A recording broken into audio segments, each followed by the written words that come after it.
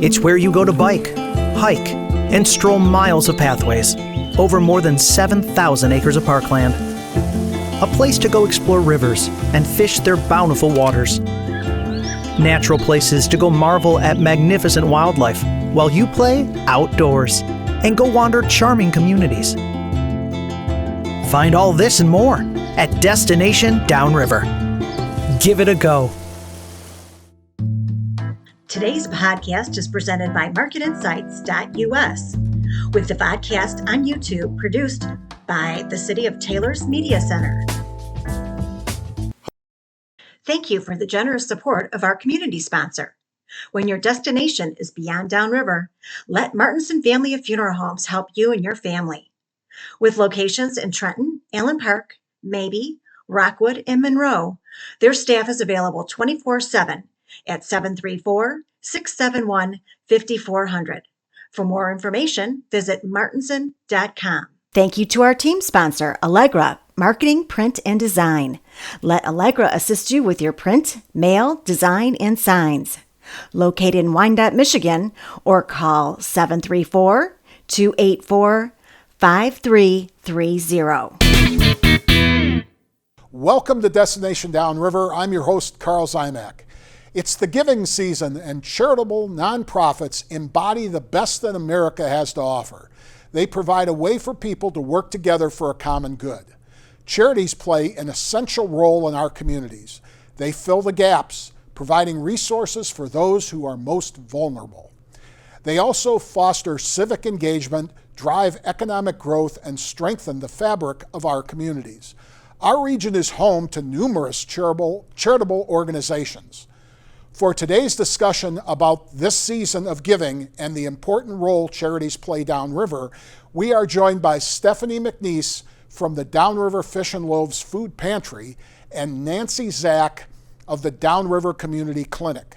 First up, Stephanie McNees of Fish and Loaves and the holiday season's returning partner, Santa's Magic Playground. Stephanie will join us when we return. Welcome back, and we've got Stephanie McNees with us, the Executive Director of Fish and Loaves Community Food Pantry. Welcome to the set again. Thank you for having me. It's how's your morning been? It's been a little hectic, I think. Yeah, a little hectic, a little rainy today, but we're getting through it. So never fails. Fish and Loaves is a 501c3 client choice food pantry created to make sure that no family goes hungry in the communities that you serve, partnering with Gleaners, Forgotten Harvest, local food distributors, and community food drives to stock your shelves. They staff an 8,000 square foot facility here in Taylor. My first question to you, Stephanie, is you were on about a year ago, and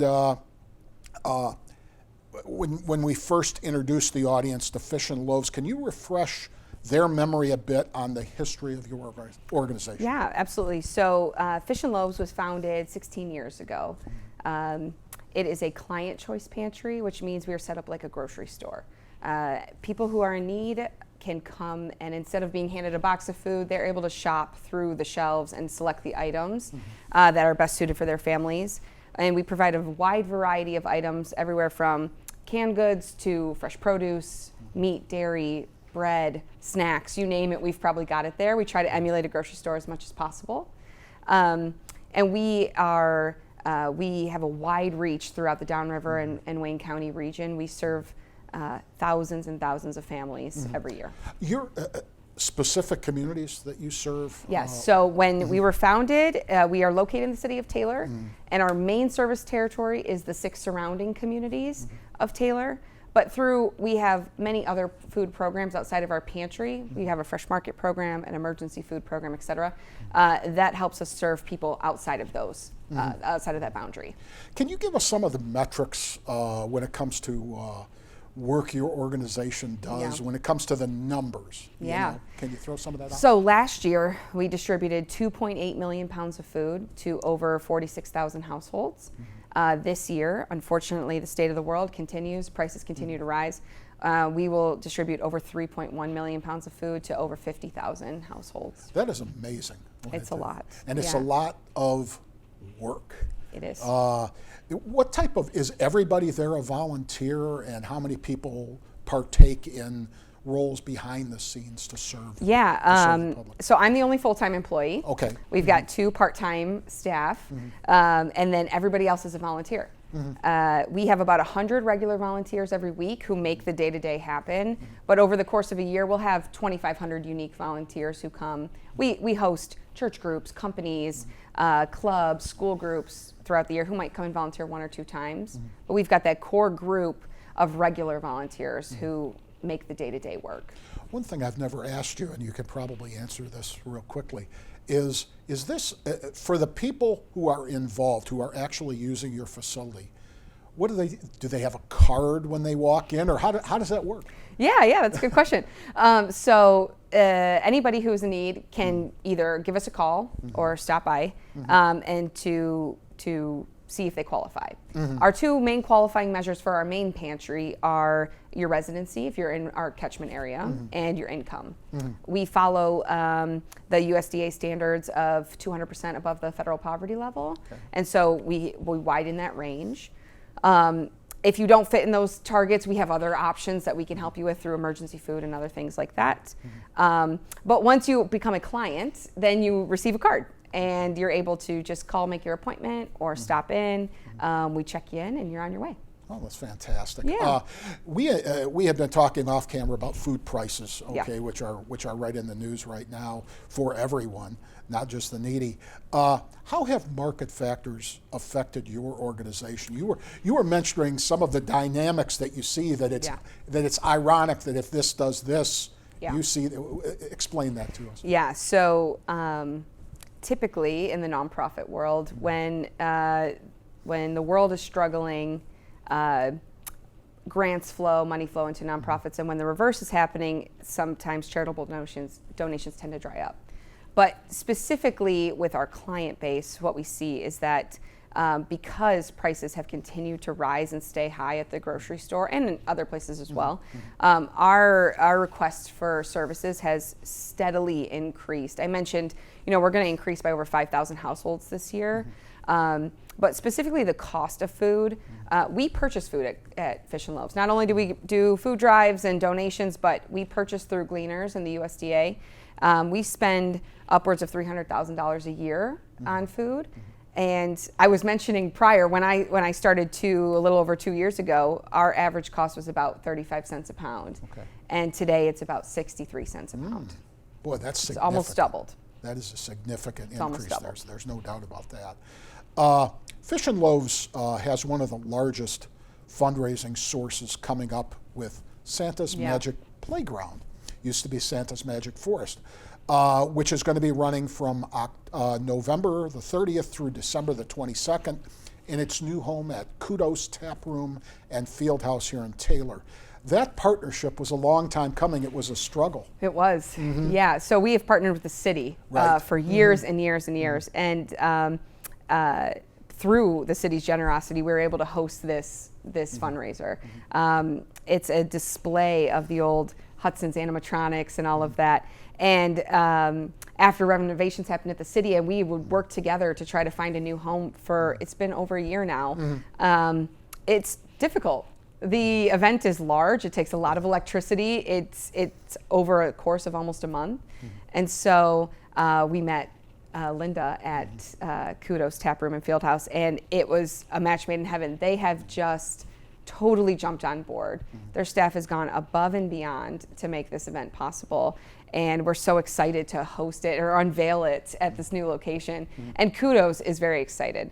They offer so many different things for families and to get together, and so just to marry those 2 events together is going to be great. For those who haven't attended the old Santa's Magic Forest, okay, which was in the activity center at Heritage Park, can you tell them? Can you give them what's the draw? What do they expect to see? What do they get? Yeah. It's a very, very unique display. I mentioned we have former Hudson's animatronics, some that have come from Southland, some that have been donated over the years. The city has been collecting this this collection for a long time. And so we display them throughout through a walkway, and on top of that, we have photos with Santa, with Mrs. Claus, even the Grinch, which is really awesome. And it's just a great way for families to come together, kind of get excited and celebrate the holiday season. And it is one of the most unique displays you'll find. And people who worry about pricing, it always makes me laugh a little, because your price is so low to get in, and you get, and a photo with Santa is very reasonably priced, because you go elsewhere and it's going to cost you $40-50 to get one. I know. So the cost to get in is $5, and the photo with Santa is $10. We have intentionally tried to keep our prices low so that we can be inclusive to as many people as possible who can come and attend. We do field trips with some of the school groups as well to get some more of the kids who can come in and have a special experience. And now being at Kudos. Before, we didn't have options of having even a credit card. You couldn't use, it was all cash. We didn't have food or drink. And so just being able to have those options available for families is going to be great. Yeah, and there's so many other things. If you go to Santa's Magic Forest, there's so many other things going on in the field house itself, from axe throwing to billion other things, which people get a kick out of, and that would be that's a nice lure, because I know originally when we were doing this and we started the Winterfest, and the celebration itself kicked off at literally the same time that Santa's Magic Forest was kicking off. There was a huge synergy going on. Yeah. And am I wrong to anticipate the same type of synergy going on with Kudos? No, you're not wrong. We are really excited. Ever since we've announced the big move and we're coming back, it has just been wonderful to just see how excited people are. This has been a tradition for a lot of families. This is where they go to take their photo with Santa. This is their big holiday outing that they do every year. And so us not being able to host it during COVID, and then this last year being a break, it's left a gap for a lot of families. So everyone seems really excited, and we can't wait to bring it back. One thing behind the scenes, between, like you say, COVID and some of the other issues that have come up, you do this Santa's Magic Forest. It's all a volunteer operation behind the scenes. Are you always looking for volunteers, and what should people do if they were interested in actually working the event? Oh, absolutely. Yeah, we need a ton of volunteers to make it happen. Volunteers have been setting it up for the last 6 weeks. It takes a lot of hands to make it happen. You know that well. Yes. And then during the event, we need volunteers to help with crowd control and monitoring the displays, answering people's questions, etc. So if you're interested in volunteering, you can go to our website. There's an online link. You can sign right up there. You can make it a family day and volunteer for a shift. Fantastic. When it comes to hard profits and funding that's coming from that, what is the Santa's Magic Playground? How does that convert to dollars for your organization? Yeah, Santa's Magic Playground is our largest fundraiser. It always has been, even at the other location. Our goal is always to hopefully to raise about $40,000. That helps buy almost 30,000 meals to feed families throughout the region. And it is just one of the most important ways we can then move into the next year to stock our shelves and be prepared to feed families in need. That's fantastic. Yeah. Now, Santa's Magic Playground is not the only thing that Fish and Loaves does during the year. Can you take us through some of the things that you have planned for 2025? Yeah, so we host 4 signature fundraisers throughout the year. At once a quarter. Our first one being a reverse raffle. We get everyone excited for that.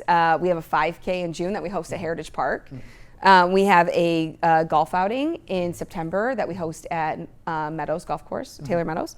And then Santa's Magic Playground in the winter to wrap everything up. So there are many ways people can support us throughout the whole year, whether you want to attend event, whether you want to volunteer, host a food drive, you name it. There's so many ways you can get involved. We'd probably be wrong if we didn't at least mention, because you and I with Judge Shackelford were on for a Taylor-only show, talking about your relationship with the Goodwill Gardens at Heritage Park. Tell us about that a little bit. Yeah, the Goodwill Garden provides 1,500 pounds of fresh produce to us every year. It is an amazing partnership, and it's just a testimony to no one can accomplish anything alone. Fish and Loaves is the definition of partnerships coming to life. So many people in the community, whether you host a food drive at your school, you host a community garden, you do an event, you raise funds, whatever it might be, we need everybody. We need all hands on deck to make it happen, to feed your neighbor, your community members. Anything we've missed? I don't think so. We've covered quite a bit. We have covered quite a bit. So Yeah. again, Stephanie McNees, Fish and Loaves, look for Santa's Magic Playground coming up at the end of November here and running through just before Christmas time at Kudos Tap Room and Field House. And we'll be back next with Nancy Zack from the Wyandotte Clinic for the Working Uninsured Foundation.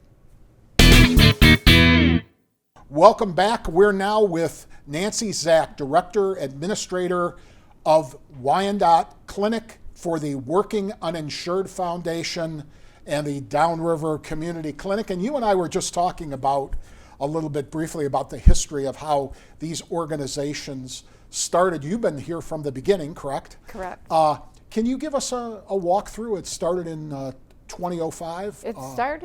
We started planning in 2004. Okay. And it happened when Dr. Chris Bush became the medical staff president at Henry Ford Wyandotte Hospital.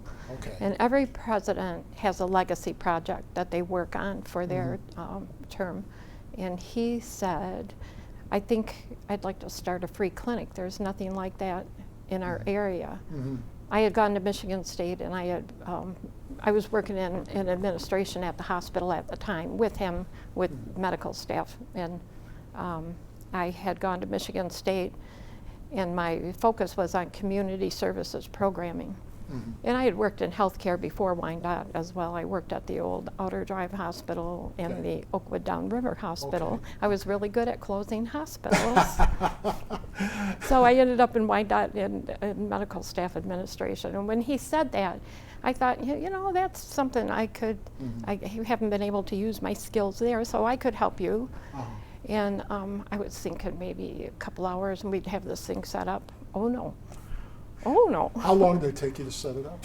It took a year. Wow, that's kind of amazing. Yeah, we worked on it for a year.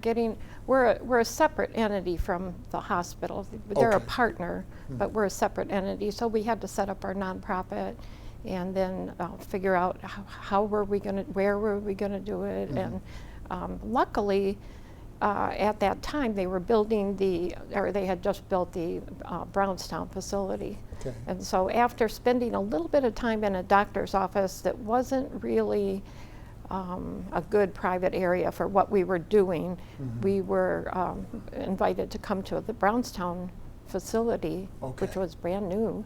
And they wanted, I think they wanted it to look busy, bring some business in. And we were there for several years until they got some paying customers.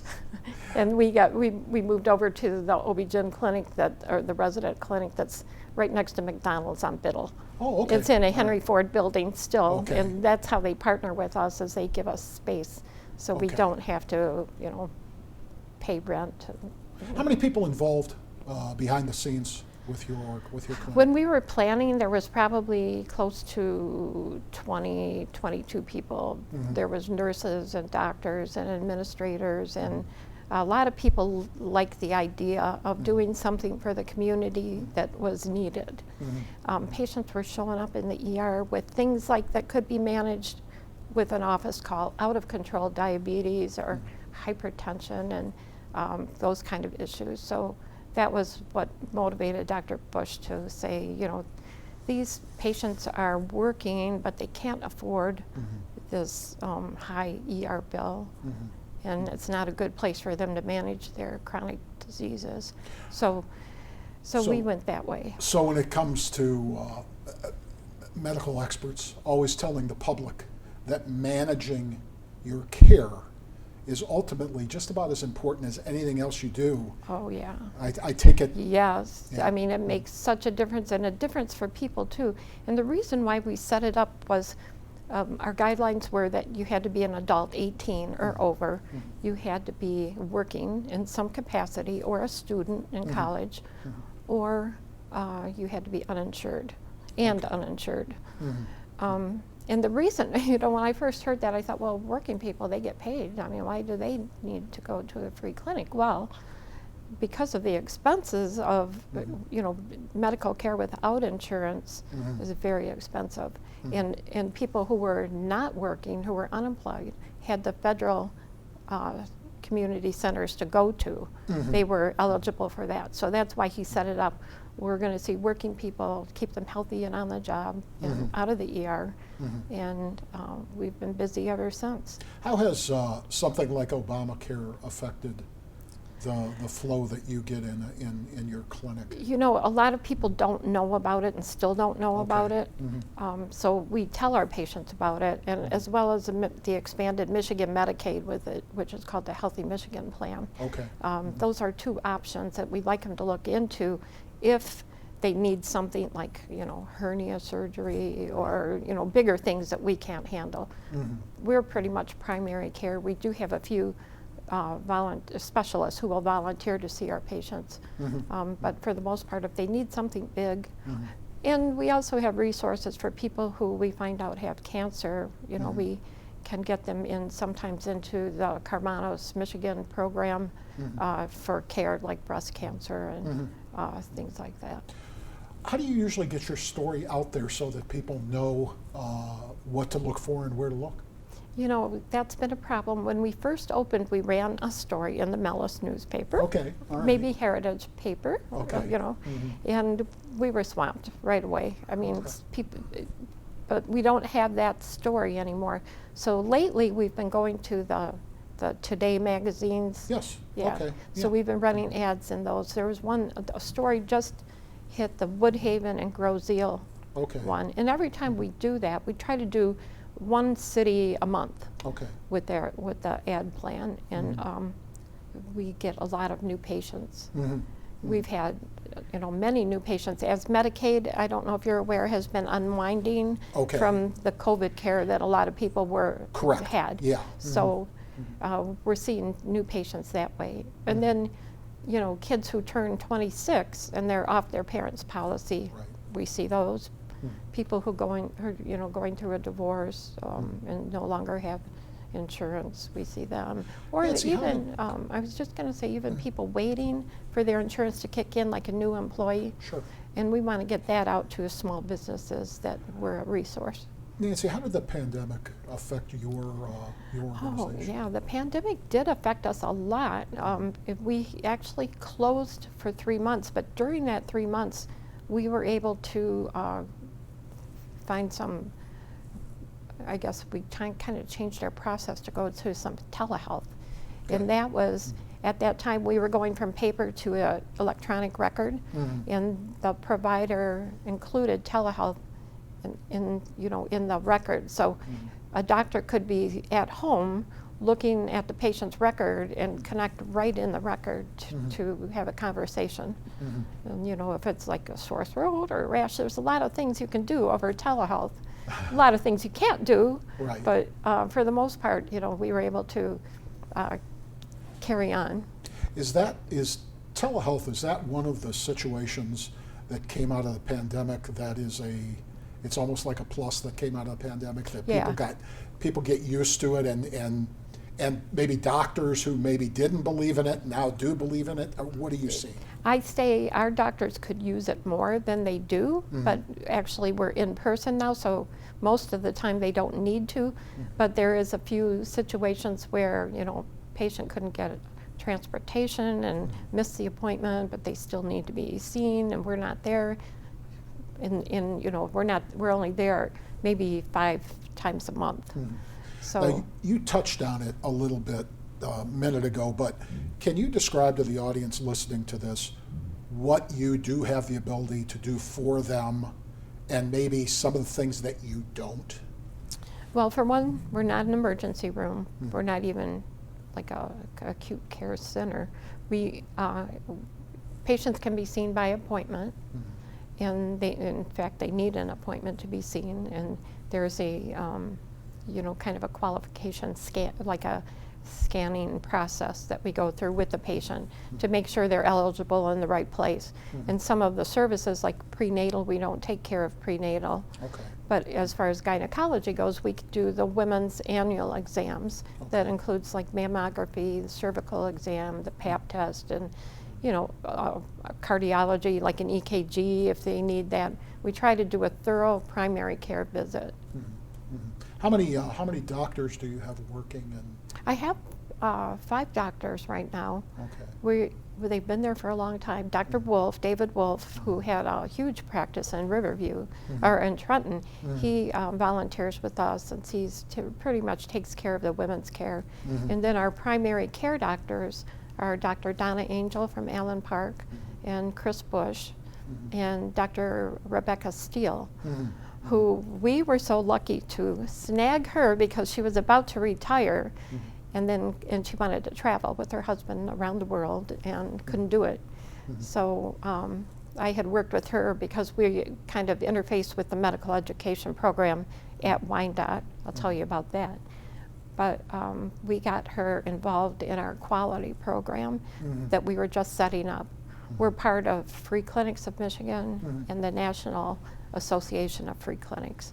And they have a standards program for it, like what is the best care that you can provide in a free clinic. Okay. And so we go through, every year there's an annual survey, and we get the gold award every time. And it's been to great credit for the way she's wrapped her arms around that, and we've gone through step by step how to provide the best care. Sounds like you really, a clinic like this really requires some special people, some special tender loving care. Yeah, and I will tell you that we, luckily we have medical students who want, an exposure or an experience they can't get in say first year medical student. But even, I'll tell you a story. We have had people come as undergrads that it looks good on their resume to get into medical school. So we've had students start as undergrads, and then they're still there as med students. They come back as residents, and sometimes come back as physicians. And it's like watching your kids grow up, and it's just amazing. And the dedication, the compassion, it's probably my favorite part. Sounds like once they're hooked, they're hooked. Yep. You wanted to mention the synergy between the clinic and the educational arm of Wyandotte. Yeah, what did that you is another part of our partnership. For a long time, when Dr. Lemansky was in charge of medical education, he had the med students and residents do required rotations. That kind of changed, and it became volunteer basis. So they volunteer, and not all of them, but some of them, and the ones that do, I can tell you they are going to be fantastic doctors someday. They just love the experience of sitting with the patient and talking to the patient. And it's kind of a win-win for the patient because somebody's actually listening to them. Then they go back with the attending physician, talk over the case. They both go back in and see the patient together. And it's really a great learning experience for our, we're growing doctors and nurses. When it comes to auxiliary staff besides the doctors, how many people do you have on hand? Besides the doctors, there's probably, we have, I would say, 8 other people. Okay, Yeah. alrighty, okay, and that ranges from? Office manager, okay. Taking care of the day-to-day stuff, and people helping us with our fundraisers, which that's what keeps us going. Right, exactly. Tell us about your fundraisers. What do you guys do during the year to keep that fund coming in? Part of the fund is we have every year we apply for a safety net grant from Blue Cross Blue Shield, and they have every year we've been able to get it. You have to provide statistics, and we meet with them once a year, go over what programs we're doing and how things are looking. The state of Michigan has a small grant, a safety net grant that we receive every year. We are recently affiliated, or I shouldn't say affiliated, partner with. It's in your genes, Downriver. Are you familiar with that organization? You know, I'm not. Tell us about it. That is an organization, a fabulous organization set up to provide men's wellness care, especially for colon cancer, prostate cancer, testicular cancer. So they gave us a nice grant, and with that money, we're providing Cologuard cancer screenings, which they run about $600, $700 each. Wow. And with this grant, we've provided quite a few in the last couple of years. So that's a partner.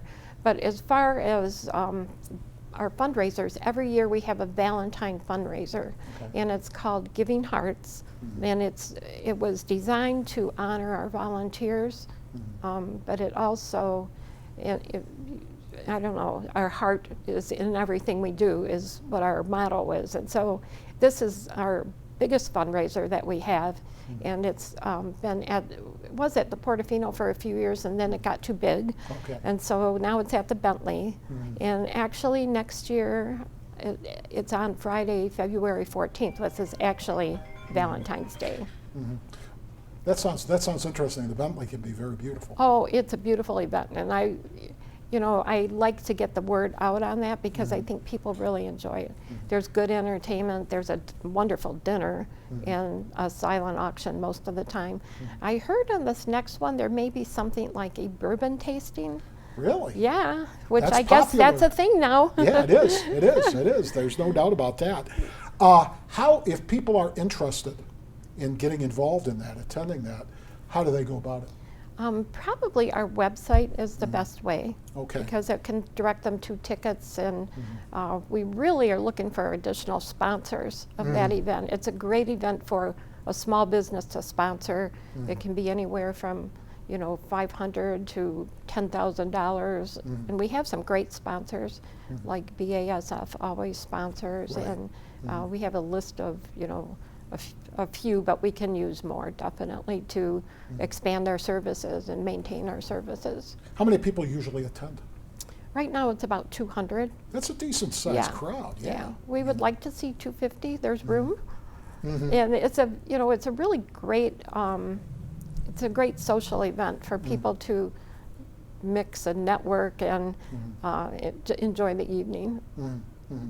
Do when it comes to fundraisers, is that it for you guys, or do you do other things? In the last 2 years, we were invited by the Taylor Conservatory. Yes. Yes. Yeah. And so we, the first year, we got rained out on our selected date. So it was beautiful the week before. The days leading up, the days after, that day it poured rain. Always works that way. Yes. We didn't know what we were going to do, so we rescheduled it. And when we rescheduled it, it moved from summer into fall, and I think kids were back in school, and the Botanical Gardens, that's a beautiful place. It is it's one of Taylor's kind of hidden gems. Right. Like we're one of Downriver's hidden gems, and so are they. But when I saw those gardens, and I went to one of the concerts there, could not believe how many people were there. Yeah. So this past year, we moved it to, because of weather, we weren't sure what would happen, we moved it into the pavilion. Okay. And we didn't have as big of a turnout, but it was really nice. And so we want to do that again this coming year. I'm working with Aaron, and I think the pavilion is a great place. If people want to enjoy the gardens, they still can. Yeah. But I think we'll be doing that sometime in following their July concert end. We'll try to do it right after that. Maybe capture some of the crowd. Yeah, because there's there are a lot of Wednesdays in the summertime. Yes. And I know they go from basically the 1st of June to the end of July. Yeah. And you can tag into that, and their traffic. People want to go to those concerts. Yeah, and it's a beautiful setting. Yeah, like who wouldn't want to be there? Yeah, exactly. So probably the first week, second week of August, we'll be doing that one. How do everybody has talked, especially since it's been a presidential year, campaign year, everybody's talked about the economy inflation. How has all of that affected what you guys do? We have gone, it's kind of been a roller coaster ride, you know, but that's okay. We're there for whoever needs us. There's been a time, like when Obamacare first started, we saw a lot of patients were lucky to get policies, and so they went away. Sometimes they come back to us, and then a new influx of patients come to us. We've never not been busy, and sometimes we've been busier than other times. Sometimes I'll have 2 doctors working one night instead of 1 doctor and sharing the staff. It seems to be an efficient way to do it. But most of the time our wait time is just maybe a week or 2. And like I said, we're not in urgent care, but if people come in or, you know, have a migraine, sometimes that can be handled over the phone if it's an existing patient. New patients, we like to get our hands on them and see what's going on, you know, and give them kind of a good health checkup. Probably not a bad idea in the type of traffic that you deal with, right? Because some of those people may not have been seen for a while. Oh, you're right about that. There's been so many people that have not been seen for 8, 10, 12 years. And we do find, you know, that sadly, a lot of people with, you know, extensive problems. I just go back to one patient that I remember when we first started, had maybe been there a couple years, and he was a single dad, had a couple of kids, and was a package delivery or like a delivery person, and was having trouble. He came in to see a podiatrist. He was having trouble with his feet, like going up the stairs and down. And after some testing, it was found he was like in a moving up stage of multiple sclerosis that he had no idea. Oh, wow. And then we've had like a young girl who came in for a school exam and found out she had a lump on her breast that was cancer. Oh, my goodness. You know, it's like sometimes surprising that people, or same with blood sugar, somebody walking around with a blood sugar in the 400 range, it's like, you know, how are you doing this? And I think, you know, part of the, I guess, the important part to remember is that all of these working people are in situations at their workplace. Most of them have families, and so they need to take care of their health. They need to prioritize it. And that's what we're trying to get the word out, because it's kind of like a domino effect. If you're not feeling good and you've got kids and you've got to take them to school and you know, you're just not at your best, there's an effect on everyone. No doubt about that. Well, with that, thank you very much for coming in. We really appreciate you having you. Maybe we'll have you back on another episode of Destination That would be Down. great. I appreciate talking with you and seeing you again. Well, fantastic. Okay, Nancy. Downriver's numerous charitable organizations provide direct services with custom-tailored solutions to meet physical and cultural needs of our region's population. Nonprofits like Fish and Loaves and the Downriver Community Clinic play a fundamental role in creating more equitable and thriving communities. So please support these and other charitable organizations that are making lives and people better in the Downriver area. Thanks to our guests Stephanie McNees and Nancy Zack for stopping in today. For Samantha Rickert and Joe Camilleri behind the controls, I'm Karl Ziomek. We'll see you next on another episode of Destination Downriver. Thank you again to our sponsors, Martinson Family of Funeral Homes and Allegra Marketing, with a special thanks to our production partners here at the new Taylor Media Center. Thanks for listening and watching. Please visit our website, destinationdownriver.com, or our Facebook page, and be sure to join us for next month's podcast.